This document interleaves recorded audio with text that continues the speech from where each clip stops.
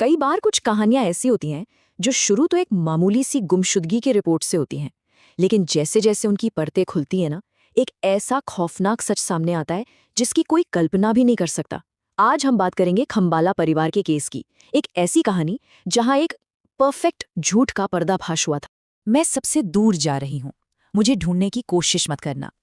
सोचिए, एक पत्नी अपने पति को ये मैसेज भेजती है और फिर गायब हो जाती है। इसी एक मैसेज से पूरी जांच शुरू हुई थी और इसी मैसेज ने पूरे मामले को एक ऐसा सनसनीखेज मोड़ दिया ना। पर सवाल ये है कि क्या ये मैसेज वाकई वही था जो दिख रहा था, या इसके पीछे कोई और ही कहानी थी? तो चलिए कहानी को एकदम शुरुआत से समझते हैं। सीन कुछ ऐसा है कि एक पति है बहुत परेशान, एक पिता है बिल्कुल टूटा हुआ, और वो पुलिस स्टेशन पहुंचता है ये रिपोर्ट लिखवाने कि उसकी पत्नी और उसके 2 बच्चे गायब हो गए हैं। तो बात है 7 नवंबर 2025 की। जगह है गुजरात का भावनगर।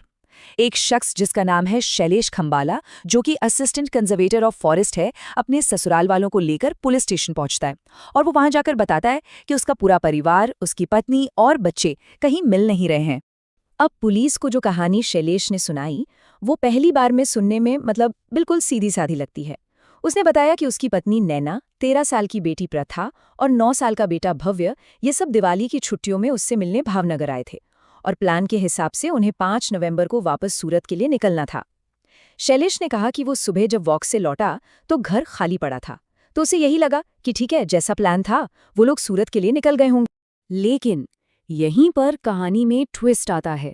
शैलेश फिर पुलिस को एक मैसेज दिखाता है, एक बहुत ही परेशान करने वाला मैसेज, और वो दावा करता है कि ये मैसेज उसे उसकी पत्नी नैना ने भेजा है। बस यही वो एक मैसेज था जिसने एक मामूली गुमशुदगी के केस को एक बहुत ही गहरे रहस्य में बदल दिया। अब रिपोर्ट तो दर्ज हो गई। इसके बाद कई दिनों तक शैलेश ने दुनिया के सामने एक टूटे हुए पति और लाचार पिता का, कह सकते हैं कि एक परफेक्ट नाटक किया। हर जगह उसे अपने परिवार की तस्वीरें सीने से लगाए फूट फूट कर रोते हुए देखा गया, और जाहिर है शुरुआत में तो उसे देखकर हर किसी को उस पर तरस आ रहा था। पर पुलिस तो अपना काम कर ही रही थी, और जैसे जैसे जांच आगे बढ़ी, शैलेश ने जो कहानी का जाल बुना था ना, उसमें दरारें दिखने लगी। एक एक करके उसकी बातें और पुलिस को मिल रहे सबूत बिल्कुल भी मेल नहीं खा रहे थे। पुलिस के दिमाग में जो सबसे पहला और बड़ा सवाल उठा वो यही था। शैलेश ने बताया था कि एक सिक्योरिटी गार्ड ने उसकी फैमिली को ऑटो रिक्शा से जाते देखा था। तो सवाल ये था कि अगर वो लोग ऑटो से गए थे तो फिर उनका कोई तो सुराग मिलता, वो कहाँ गायब हो गए? और यहीं से शैलेश का एक के बाद एक झूठ सामने आने लगा। उसने कहा कि सिक्योरिटी गार्ड ने उन्हें जाते देखा। गार्ड ने साफ मना कर दिया कि उसने किसी को नहीं देखा। शैलेश ने कहा कि वो फॉरेस्ट कॉलोनी से निकल गए थे, लेकिन पूरी कॉलोनी के किसी भी सीसीटीवी फुटेज में वो लोग कहीं जाते हुए नहीं दिखे। और सबसे बड़ी बात, शैलेश ने कहा था कि नैना का फोन भी गायब है, जबकि फोन की लास्ट लोकेशन उसी फॉरेस्ट कॉलोनी के अंदर की ही थी। अब पुलिस का शक शैलेश पर गहराता जा रहा था, और फिर जांच ने एक ऐसा भयानक मोड़ लिया जिसके बारे में किसी ने सोचा तक नहीं था। अब ये मामला सिर्फ एक गुमशुदा परिवार का नहीं था, बल्कि कुछ बहुत ही ज्यादा खौफनाक होने वाला था। पुलिस ने शैलेश की कॉल डिटेल्स निकाली तो पता चला कि वो अपने एक जूनियर कोलीग से लगातार बात कर रहा था। 16 नवंबर को पुलिस ने उस जूनियर को उठाया और पूछताछ शुरू की। बस थोड़ी ही देर में वो टूट गया और पुलिस को शैलेश के सरकारी क्वार्टर के पास ही एक सुनसान इलाके में ले गया। वो जगह किसी के भी रोंगटे खड़े कर देने के लिए काफी थी। पुलिस को वहां 2 ताजे खुदे हुए गड्ढे दिखाई दिए। शक के आधार पर जब पहले गड्ढे को खोदा गया तो उसमें से नैना खंबाला की लाश मिली, और जब दूसरा गड्ढा खोदा गया तो उसमें से उसके दोनों बच्चों प्रथा और भव्य की लाशें मिली। परिवार मिल गया था, लेकिन जिंदा नहीं। अब सबसे बड़ा सवाल यही था कि आखिर क्यों कोई पढ़ा लिखा सरकारी अफसर, एक बाप, अपने ही परिवार को इतनी बेरहमी से क्यों खत्म कर देगा? इस क्यों का जवाब शैलेश के एक बहुत गहरे राज में छुपा हुआ था। ये सब किसी अचानक आए गुस्से का नतीजा नहीं था।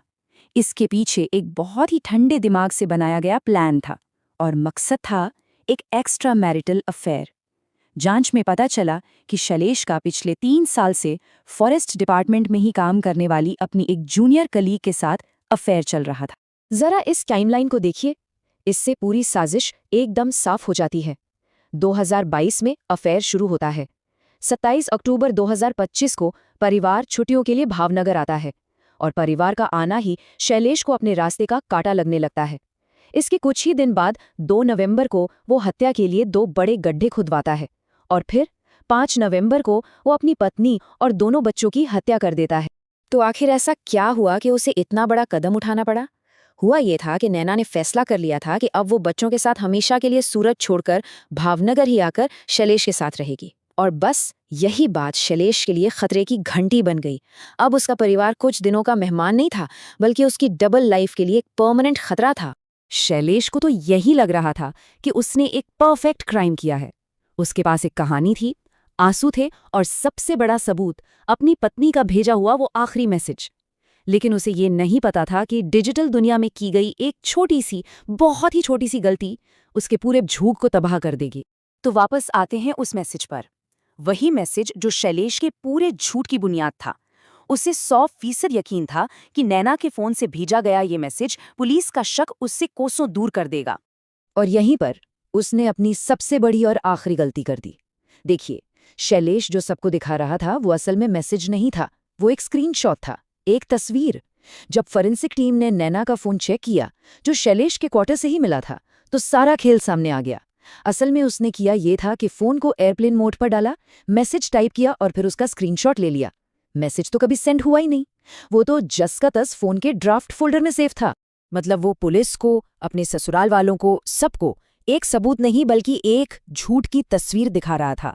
उसका इतना बड़ा सोचा समझा प्लान एक इतनी छोटी सी बात पर फेल हो गया कि उसे ये भी नहीं पता था कि मैसेज भेजा कैसे जाता है।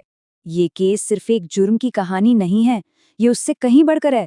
ये एक शातिर कातिल के दिमाग के अंदर एक डरावनी झांकी है। तो चलिए जरा समझने की कोशिश करते हैं कि ऐसे जुर्म के पीछे की साइकोलॉजी क्या होती है। 0 ये नंबर है उन पश्चाताप के निशानों का जो शैलेश ने अपना जुर्म कबूल करते वक्त दिखाए।